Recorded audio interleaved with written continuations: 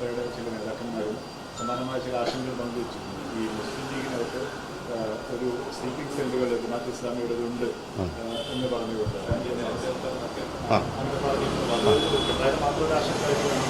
അല്ല, ഈ ആശങ്കക്കൊരു പിണറായി പക്ഷമുണ്ട്. അത് ഏതൊന്നും ഇപ്പം പുതുതായിട്ട് നിങ്ങൾ ഈ പറഞ്ഞ സംഘത്തിൽ നിന്ന് വരുന്നതിനും ഈ ഒരു പിണറായി പക്ഷമുണ്ട്, പിണറായി സ്നേഹപ്രകടനമുണ്ട്. ഇപ്പോൾ അതിൽ ചില ആളുകളുടെ ഇപ്പോൾ വഖഫ് ഭൂമിയുമായി ബന്ധപ്പെട്ട വിഷയത്തിലൊക്കെ ലേഖനം എഴുതിയിട്ടുള്ള ആളുകളുടെ ഈ അന്ന് പ്രസംഗിച്ച ആളുകളുടെ ഒക്കെ ഫോൺ എടുത്ത് പരിശോധിച്ച് നോക്കിയാൽ എളമരം കരീമും മോഹനനുമായിട്ട് ഒരു ദിവസം എത്ര സംസാരിക്കുന്നു എന്നല്ല, അത് ഫിഖ്ഹിന്റെ മസാല അറിയണമെന്നല്ലല്ലോ വിളിക്കുന്നത്, ഈ രാഷ്ട്രീയ ബന്ധമാണ്. അപ്പോൾ അത് എവിടെ നിന്ന് വന്നാലും അത് ഏത് കൂട്ടുനിന്ന് വന്നാലും ഞങ്ങൾക്ക് ഇതിനകത്തൊരു സമീപനം മാത്രമേ ഉള്ളൂ. അത് വളരെ പ്രകടമാണ്, അത് വളരെ വിസിബിളുമാണ്.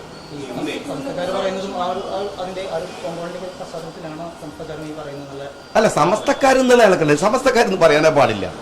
സമസ്തയെ ഇതിൽ കക്ഷിയല്ല, ചില ആളുകളാണ്, അവരുടെ അഭിപ്രായ പ്രകടനങ്ങളാണ്. അല്ലാതെ സമസ്ത എന്ന് പറയുന്നത് ഞാൻ പറഞ്ഞല്ലോ, അത് വളരെ സമസ്ത എന്ന് പറയുന്ന ഒരു മഹാപ്രസ്ഥാനമായിട്ടുള്ള തർക്കമേ അല്ല ഇത്.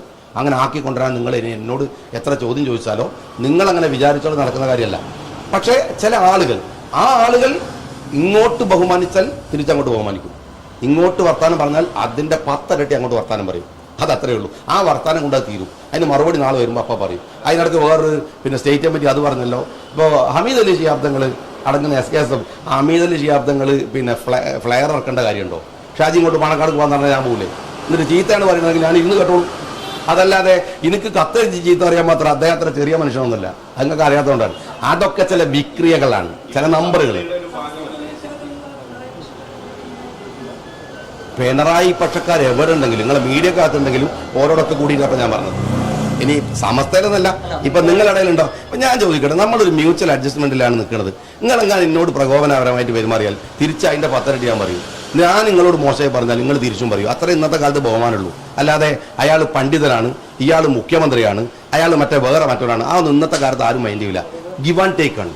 റെസ്പെക്ട് കൊടുത്താൽ തിരിച്ചു കിട്ടും. ഇപ്പൊ എന്നോട് പലരും പറയുന്നത് നിങ്ങൾ ഭയങ്കര ആക്രമിക്കപ്പെടുന്നുണ്ടല്ലോ. ഞാനതിന് ആജാതി വർത്താനല്ല ആൾക്കാരെ കുറിച്ച് പറയുന്നത്. പിന്നെ എനിക്ക് തിരിച്ചു കിട്ടൂലേ? മിണ്ടാതിരിക്കുന്ന അത്ര ആൾക്കാരുണ്ട്, ഒരു കുഴപ്പമില്ലല്ലോ. അപ്പൊ ഞാൻ പറഞ്ഞാൽ തിരിച്ചു കിട്ടും, അത് എല്ലാവർക്കും കിട്ടും. അപ്പൊ നിങ്ങൾ പറഞ്ഞാൽ നിങ്ങൾക്ക് തിരിച്ചു കിട്ടും, ഞാൻ പറഞ്ഞാൽ എനിക്കും തിരിച്ചു കിട്ടും. അതല്ലാതെ അതിനങ്ങനെ വർത്താനം ഇതൊക്കെ പറയുക, എന്നിട്ട് പറയാം എന്നെ ആക്രമിച്ച് എന്നെ തിരിച്ചു പറയുമ്പോൾ ഞാൻ പറയാണ് അയ്യോ ലീഗിനെ ആക്രമിക്കുന്നേ. അതല്ല മാഷെ, ലീഗിൽ വേറെ ആൾക്കാരില്ല, ഓല ആക്രമിക്കണില്ലല്ലോ. ഷാജിക്ക് നാവ് കുറച്ച് കൂടുതലാണ്, അതുകൊണ്ട് ഷാജിനെ ആക്രമിക്കും. അതുപോലെ നാവ് കൂടിയ ചില ഇനത്തെയാണ് ഞാൻ ആക്രമിച്ചത്, അതൊരു പ്രസ്ഥാനത്തൊന്നുമല്ല. അങ്ങനെ ചോദിച്ചിട്ട് പ്രസ്ഥാനത്താക്കാൻ മാറ്റാൻ ശ്രമിക്കേണ്ട.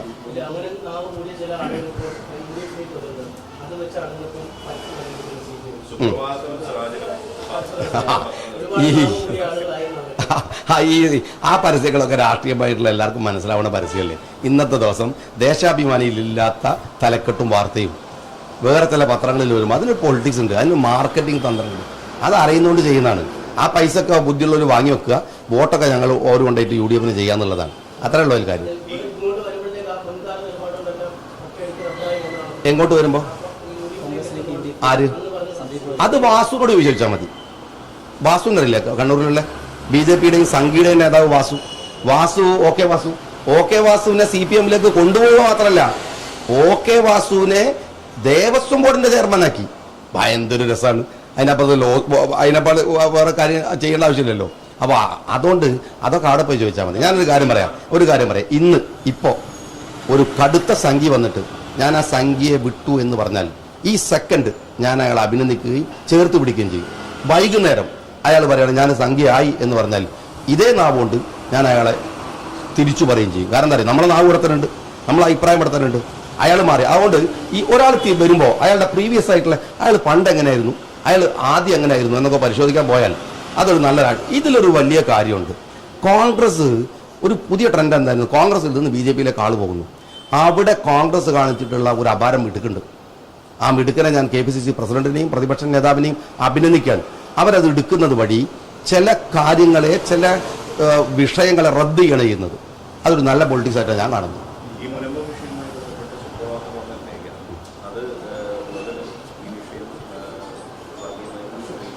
അല്ല, അങ്ങനെയല്ല.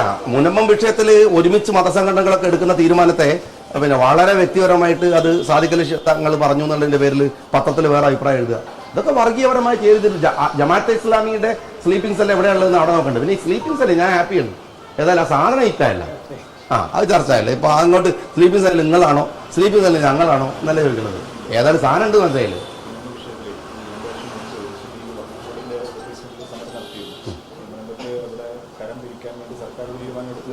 എതിരായിരുന്നു അത്. അങ്ങനെ ഒരു സമരം നടത്തിയ മുസ്ലിം ലീഗ് പെട്ടെന്ന് ഇങ്ങനെ ഒരു നിലപാടിലേക്ക് മാറുന്നത് ഈ മുസ്ലിം ലീഗ് മുനമ്പം വിഷയത്തിലെടുത്ത സമീപനം മാത്രമല്ല, ഈ വഖഫ് ഇഷ്യൂസ് വന്ന സമയത്ത് ഞാൻ സംസാരിച്ചിട്ടുണ്ടായിരുന്നു. മുനമ്പം വിഷയത്തിൽ സർക്കാർ എടുക്കുന്ന സമീപനങ്ങളിലെ പ്രശ്നത്തെക്കുറിച്ച് പറഞ്ഞിരുന്നു.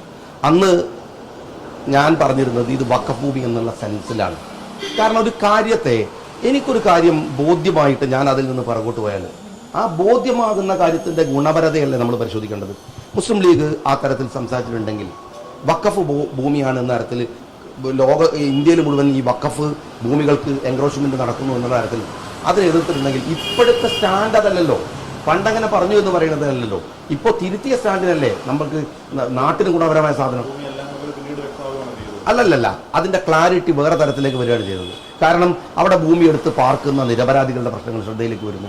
അവരിതിലൊക്കെ ഒരു തരത്തിൽ പോലും ഒരു വഖഫ് ഭൂമി കയ്യേറ്റത്തിന്റെ ഭാഗമായിട്ട് പെട്ടവരല്ല എന്ന വളരെ മോസ്റ്റ് ഡിസേർവിംഗ് ആയിട്ടുള്ള ഒരു പോയിന്റ് വരുന്നു. ആ പോയിന്റിൽ നിൽക്കുമ്പോൾ ചില വിട്ടുവീഴ്ചകളൊന്നും ഇല്ലാതെ ഈ രാജ്യത്ത് അങ്ങനെ നമുക്ക് നിൽക്കാൻ നോക്കുക. ആ തരത്തിലാണ് ആ തീരുമാനം വന്നിട്ടുള്ളത്.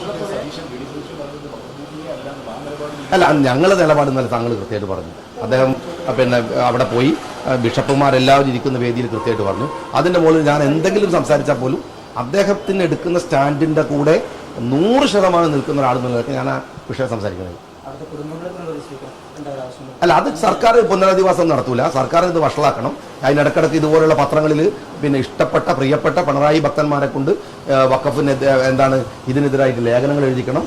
പരമാവധി വഷളായതിനു ശേഷം ഇടപെടാന്നുള്ളതിനാണ് മുഖ്യമന്ത്രിയുടെ താല്പര്യം. അതിനെന്തായാലും ഞങ്ങൾ വിട്ടുകൊടുക്കില്ല. ഞങ്ങളുടെ സ്റ്റാൻഡ് ഞങ്ങൾ ക്ലിയർ ചെയ്ത് പറഞ്ഞു. ഇനി കേരളത്തിലെ പൊതുസമൂഹമാണ് അത് തിരിച്ചറിയേണ്ടത്.